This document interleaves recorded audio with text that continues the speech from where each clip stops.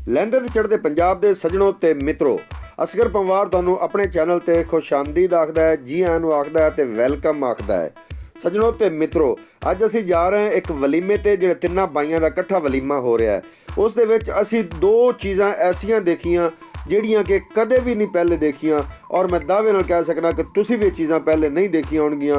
आओ अज तुहानूं असीं दोवें चीज़ां दिखाने आ, लेकिन मेरा चैनल उस तो पहले सबसक्राइब कर देवो।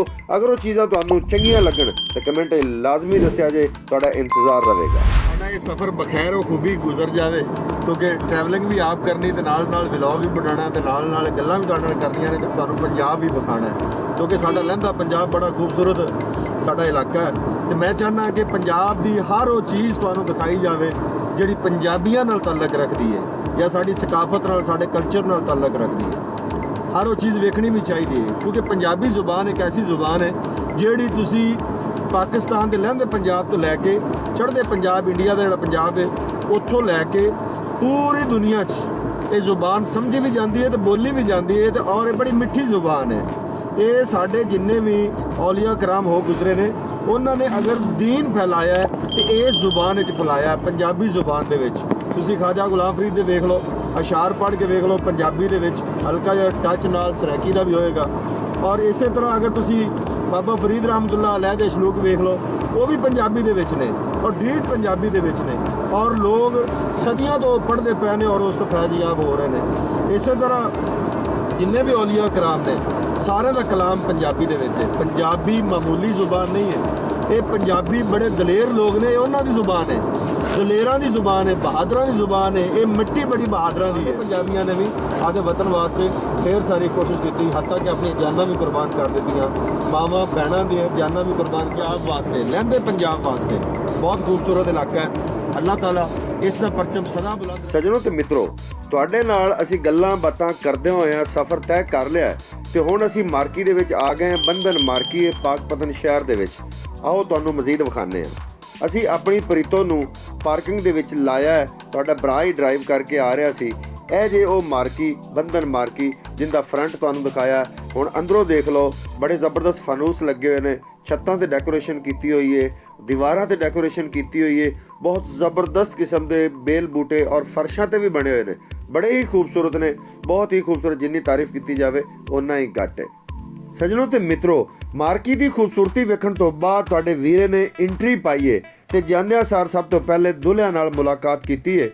ਇਹ जनाब तैयब भाई ने ਜਿਹੜੇ ਸਾਡੇ ਦੋਸਤ ਨੇ ਜਿਨ੍ਹਾਂ ਦੇ ਅਸੀਂ ਵਲੀਮੇ ਤੇ ਆਏ। ਇਹ ਨਾਲ ਉਹਨਾਂ ਦੇ ਭਾਈ ਵੀ ਨੇ ਤੇ ਉਹਨਾਂ ਨੂੰ ਮਿਲਣ ਤੋਂ ਬਾਅਦ ਅਸੀਂ ਸੋਫਿਆਂ ਤੇ ਬੈਠ ਗਏ। ਮੇਰੇ ਦੋਨੋਂ ਬੱਬਰ ਸ਼ੇਰ ਵੀ ਮੇਰੇ ਨਾਲ ਨੇ, ਅਬੂ ਸਮਰੋਜ਼ ਤੇ ਅਬੂ ਬਕਰ। ਸਜਣੋਂ ਤੇ ਮਿੱਤਰੋ, ਮੈਂ ਵਾਅਦਾ ਕੀਤਾ ਸੀ ਕਿ ਤੁਹਾਨੂੰ ਦੋ ਚੀਜ਼ਾਂ ਐਸੀਆਂ ਵਿਖਾਵਾਂਗਾ ਜਿਹੜੀਆਂ ਬਹੁਤ ਹੀ ਅਜੀਬੋ-ਗਰੀਬ ਮੈਨੂੰ ਨਜ਼ਰ ਆਈਆਂ। ਉਹਨਾਂ ਵਿੱਚੋਂ ਪਹਿਲੀ ਚੀਜ਼ ਇਹ ਵੇ ਕਿ ਦੁल्हे ਜਿਹੜੇ ਨੇ ਉਹ ਫਰਦਨ ਸਾਰੇ ਮਹਿਮਾਨਾਂ ਨੂੰ ਉਹਨਾਂ ਦੀ ਸਿਟਿੰਗ ਤੇ ਜਾ ਕੇ ਮਿਲੇ ਨੇ ਔਰ ਬਗਲਗੀਰ ਹੋਏ ਨੇ। मैं इस तो पहले नहीं देखा। बाज़ औक़ात इस तरह होंदा कि वलीमे ते असीं जाने तो सानू दुल्हा मिलता ही नहीं, और वो ज़्यादा तो ज़्यादा खवातीन वाले पासे बैठा होंदा है या उधर ही घुमण घेरियां पांदा है। लेकिन ये पहले दुल्हे असीं देखे ने कि जेड़े सारे मेहमानां नू वैलकम भी कह रहे हैं और फरदन सारे भाई मिल भी रहे हैं, और मैनू भी आके मिले, बड़ी खुशी हुई। सजनों ते मित्रों, जिहड़ा असीं दूसरा अमल देखा वो भी बहुत ज़बरदस्त सी। ਇਹ देखो मौलाना साहब ਜਿਹੜੇ ਨੇ पूरे वलीमे दौरान तकरीर करते रहे। ਅਸੀਂ ਵੇਖਣੇ ਮਾਲ ਬੜਾ ਜ਼ਿਆਦਾ ਹੈ, ਅਸੀਂ ਵੇਖਣੇ ਦਾ ਵਕਾਰ ਬੜਾ ਜ਼ਿਆਦਾ ਹੈ, ਇਹਦੀ ਸ਼ੋਹਰਤ ਬੜੀ ਜ਼ਿਆਦਾ ਹੈ, ਦੀਨ ਅਸੀਂ ਨਾ ਦੇਖਿਆ। ਫਿਰ ਬਾਅਦ ਸਜਣੋਂ ਤੇ ਮਿੱਤਰੋ, मौलाना साहब की तकरीर तो बाद खाने ते हथ साफ कीते ते अच्छे तरीके नाल कीते। फिर उस तो बाद हसबे जरूरत कुल्फा खादा ते शुक्र दा कलमा पढ़िया। बचपन दे बेली खालिद महमूद बोदला साहब मिले ते हैलो हाय होई ते कुछ गप्पियां मारियां। लहंदे पंजाब दे सजनों ते मित्रों, उम्मीद है अज दा व्लॉग तुहानूं पसंद आएगा, अज दी वीडियो तुहानूं पसंद आई होएगी। अगर पसंद आई तो मेरे चैनल हाले तक तुसीं सबसक्राइब नहीं किया तो लाजमी होने सबसक्राइब कर देवो, और अच्छा जा कमेंट लाजमी लिखना, और नाल लगे हुए घंटी के बटन लाजमी प्रेस कर देना, ताकि मेरी हर आने वाली वीडियो तुहाडे तक उन्हां दा नोटिफिकेशन पहुँच सके और तुसीं मेरे लहंदे पंजाब के हर व्लॉग नूं, हर वीडियो नूं वेख सको।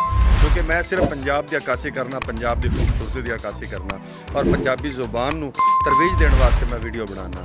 तो मेहरबानी करो मेरे चैनल नूं लाइक भी करो, सबसक्राइब भी करो, तो अच्छा जा कमेंट भी पास करो। मिलने अगली वीडियो दे विच, उदों तक पाकिस्तान जिंदाबाद।